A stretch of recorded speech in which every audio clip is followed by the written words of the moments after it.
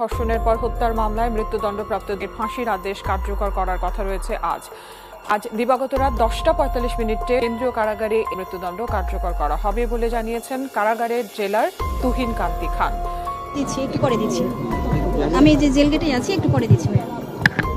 ফাঁসি হয়ে গেছে ভাইয়া, ফাঁসি হয়ে গেছে। রাস্তায় রাস্তায় রাস্তায় বেড়াই রে বাবা, ওরে বাবা তোর দিত মা কোনে দেখো না বাবা। সম্মানিত দর্শক, মাগুরায় সেই আলোচিত ঘটনাকে কেন্দ্র করে এবার হিটু শেখের ফাঁসি হতে যাচ্ছে। এই ভিডিওতে আপনারা দেখতে পারবেন যে হিটু শেখকে ইতিমধ্যে কিন্তু আদালত থেকে যে রায় দিয়েছেন ফাঁসির, সেই ফাঁসি কবে কার্যকর হয়েছে এবং অনেক গণমাধ্যম প্রকাশ করেছেন যে হিটু শেখের ফাঁসি হয়ে গিয়েছে। এবার তারা জানা যায় কেউ পড়াতে চাচ্ছে না এবং কি মাগুরায় যে ঘটনাটি ঘটেছিল সেই ঘটনাটি কিন্তু সারা বাংলাদেশে তুলপাড় সৃষ্টি করেছিল। দর্শক, এই ভিডিওতে আজকে আপনারা দেখতে পারবেন যে হিটু শেখের মূলত কবে ফাঁসি হবে এবং কি আদৌ কি ফাঁসি হয়েছে কিনা বিস্তারিত আজকে এই ভিডিওতে আপনারা দেখতে পারবেন। তাই ভিডিওটি শুরু থেকে শেষ পর্যন্ত দেখবেন। চ্যানেলে নতুন হয়ে থাকলে সাবস্ক্রাইব করে রাখবেন পরবর্তী ভিডিওর জন্য। লাইক করে দেখতে থাকুন সম্পূর্ণ ভিডিওটি। গাছতলায় রাস্তায় রাস্তায় বেড়াই রে বাবা, ওরে বাবা তোর দিত মা কোনে দেখো না বাবা। ওরে ভাই তোমরা তো দাদি করে দেখো না ভাই, ভাই তোমাকে রক্ত পানি আমি এই রাখতে নিছি ভাই, তোমাকে কোনোদিন তোমার নানা বাড়ি পাঠাই নেই, তোমাকে 3 ভাই বোনি রে বাবা। ওরে ভাই তোমাকে কোনোদিন নানি বাড়ি পাঠাই নেই, যে ঘুমুদ্দুতি হয় আমি দেব রে আল্লাহ। আল্লাহ তুমি আমার এই রম্পতের বার করলে রে আল্লাহ, আমি দয়ার সহ্য করতে পারি না বাবা।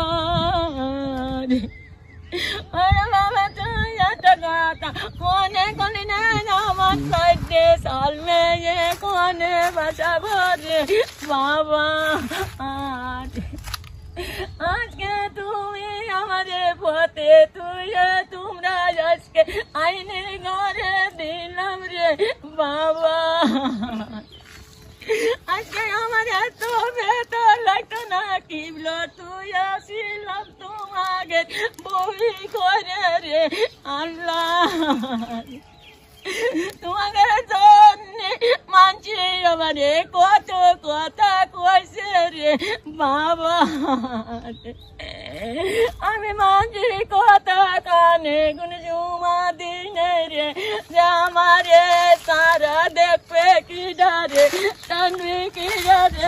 আমি যদি 10 দিন পরে থাকি আমার একটু তো দেখবি রে বাবা, আর তো কেউ আমারে দেখবে না বাবা। আমি তো আর সহ্য করতে পারি না মা। ওরে মা তোমাকে মাটি দে তুই এবারে আসে মাথা দিছিলাম বাবা। আজকে আমি বাড়ি কি করে ফেললাম রে মা। 14 না মা,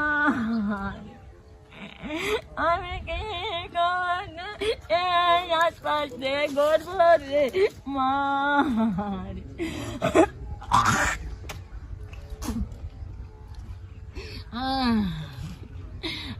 আল্লাহ বাড়ি জানে করেছিলাম, গাছ কিনে এনে লাগাইছিলাম রে। এটা কি গাছ ছিল? এগুলো কি গাছ? কেটে নিয়েছি গাছ, এই যে একটা সোলম গাছ ফুল আছে গুটি ধরেছে, ওই একটা আম গাছ, আর ওই যে পাশে তেঁতুল গাছ, আর ওই যে আর এই দুয়ারে আম গাছ দুটো ওই একটা মেহগনি গাছ আমরা গাছ এই একটা আম গাছ এই একটা আম গাছ আম দত্ত আম ধরতো আম ওই যে গেলাম আম আসতো বেসলির মতন অরে এতি মিষ্টি একটু এই হাতের তালের মতন সাদা যে হাতি এই একটা মেহগনি গাছ ওই একটা আম গাছ ওই যে একটা আম গাছ এই আম গাছ ওই যে সব কাছে নিয়ে চলে এসে ওইটা বড়ই গাছ গোয়ালির মধ্যে ছিল আমার মনি কাটে কাটতে চাইছে আমি কইছি না রে কাটিস নিয়ে থাক ওই গোয়ালি পানি পড়ে তাও কয় মা তুমি আমার গাছটা কাটতে দিলে না এই যে গোয়ালি পানি যাচ্ছে যাক গরু ওদিক থাকবে পানি আমি যে চলে যাবে আমি কাটতে দিয়েছিলাম না যে মনিরা বড়ই দানি মানুষের দুয়ার দৌড়ে যাবি সেই বড়ই গাছও কাটে নিয়ে গেছে আল্লাহ সেটা নিয়ে আসবো বড়ই গাছ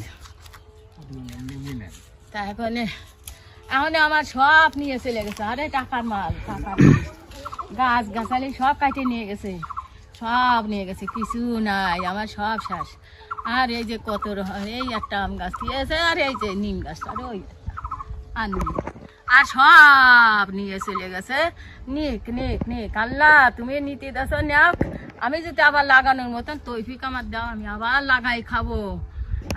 লাগাই খাবো আর আমার কোনো পথ নেই আল্লাহ তুমি আমার বিশ্বাস করিও আর কোনো পথ নেই আর এখানে আমার থাকার জায়গা নেই সম্মানিত দর্শক, আশা করি সকলে পুরো ভিডিওটি দেখলেন। এই ভিডিও সম্পর্কে অবশ্যই আপনাদের মতামত ভিডিওর কমেন্ট বক্সে লিখে জানাবেন। দর্শক, এই ধরনের প্রতিনিয়ত আপডেট ভিডিওগুলো সবার আগে পেতে অবশ্যই চ্যানেলটিকে সাবস্ক্রাইব করে পাশে থাকা বেল বাটনটি অন করে রাখবেন পরবর্তী আপডেটগুলো সবার আগে পাওয়ার জন্য। আজকের মতো ভিডিওটা এখানে শেষ করলাম। দেখা হচ্ছে পরবর্তী ভিডিওতে। ভালো থাকবেন, সুস্থ থাকবেন। আসসালামু আলাইকুম ওয়া রাহমাতুল্লাহ।